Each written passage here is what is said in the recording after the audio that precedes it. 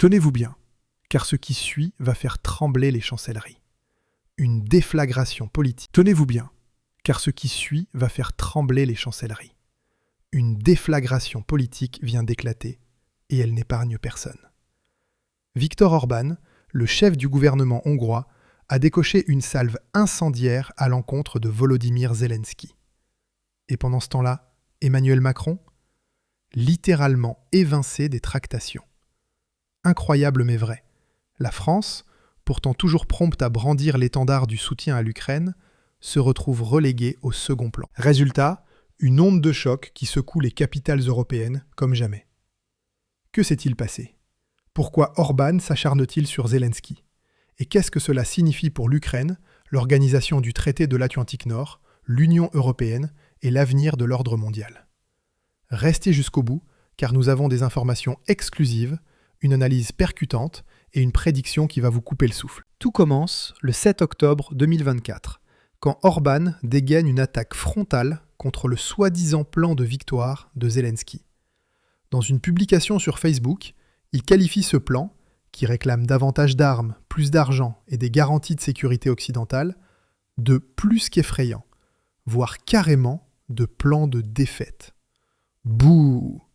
Orbán, avec son style provocateur et sans filtre, ne mâche pas ses mots. Il accuse Zelensky de précipiter l'Europe dans une guerre interminable, un conflit qui épuise les ressources et fracture le continent.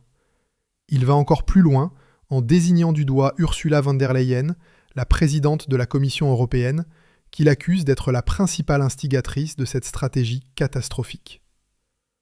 Selon Orbán, l'Union européenne devrait cesser d'envoyer des armes à l'Ukraine et exiger un cessez-le-feu immédiat, suivi de négociations directes avec Moscou. Et là, coup de théâtre.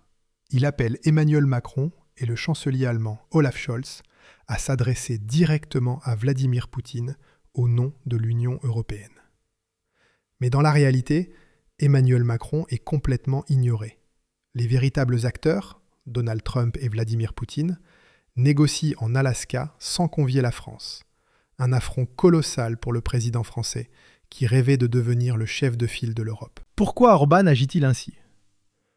Parce qu'il ne supporte plus les postures idéologiques de Bruxelles.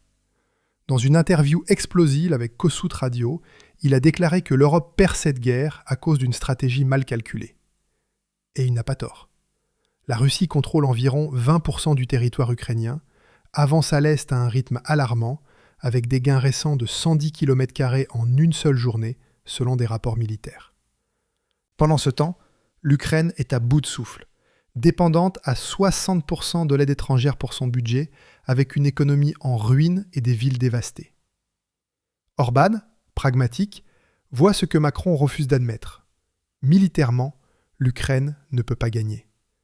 Et pendant que Macron parade avec ses grands discours sur l'autonomie stratégique européenne, Trump et Poutine discutent à huis clos en Alaska, redessinant l'avenir de l'Ukraine sans consulter Paris. Sur X, Al Monde de demain résume l'ambiance.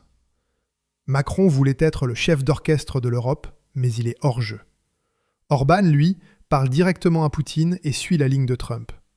Zelensky, lui, n'a pas laissé passer. Tenez-vous bien, car ce qui suit va faire trembler les chancelleries. Une déflagration politique vient d'éclater, et elle n'épargne personne.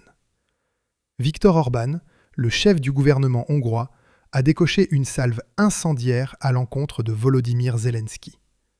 Et pendant ce temps-là, Emmanuel Macron, littéralement évincé des tractations. Incroyable mais vrai, la France, pourtant toujours prompte à brandir l'étendard du soutien à l'Ukraine, se retrouve reléguée au second plan. Résultat, une onde de choc qui secoue les capitales européennes comme jamais. Que s'est-il passé ? Pourquoi Orbán s'acharne-t-il sur Zelensky ?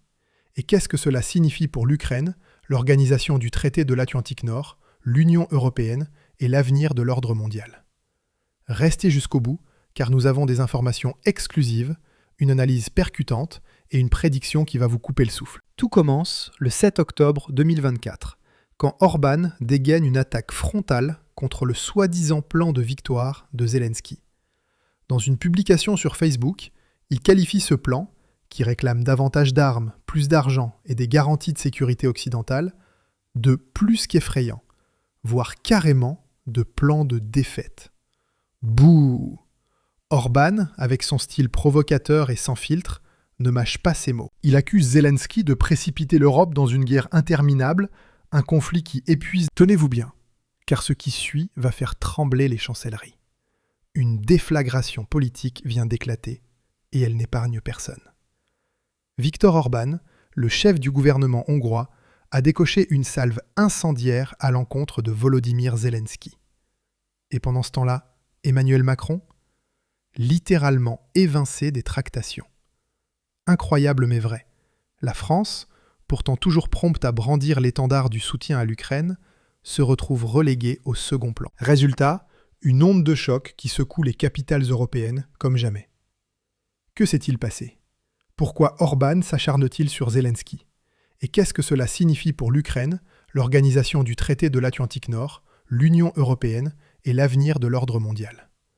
Restez jusqu'au bout, car nous avons des informations exclusives, une analyse percutante et une prédiction qui va vous couper le souffle. Tout commence le 7 octobre 2024, quand Orban dégaine une attaque frontale contre le soi-disant plan de victoire de Zelensky. Dans une publication sur Facebook, il qualifie ce plan, qui réclame davantage d'armes, plus d'argent et des garanties de sécurité occidentale, de plus qu'effrayant, voire carrément de plan de défaite. Bouh! Orban, avec son style provocateur et sans filtre, ne mâche pas ses mots. Il accuse Zelensky de précipiter l'Europe dans une guerre interminable, un conflit qui épuise les ressources et fracture le continent. Il va encore plus loin en désignant du doigt Ursula von der Leyen, la présidente de la Commission européenne, qu'il accuse d'être la principale instigatrice de cette stratégie catastrophique.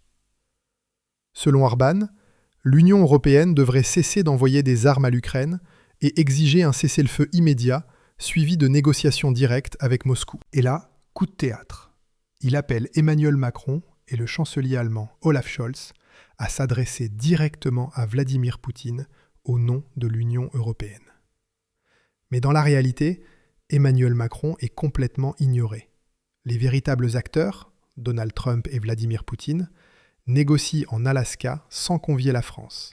Un affront colossal pour le président français qui rêvait de devenir le chef de file de l'Europe. Pourquoi Orban agit-il ainsi? Parce qu'il ne supporte plus les postures idéologiques de Bruxelles. Dans une interview explosive avec Kossuth Radio, il a déclaré que l'Europe perd cette guerre à cause d'une stratégie mal calculée. Et il n'a pas tort. La Russie contrôle environ 20% du territoire ukrainien, avance à l'Est à un rythme alarmant, avec des gains récents de 110 km² en une seule journée, selon des rapports militaires.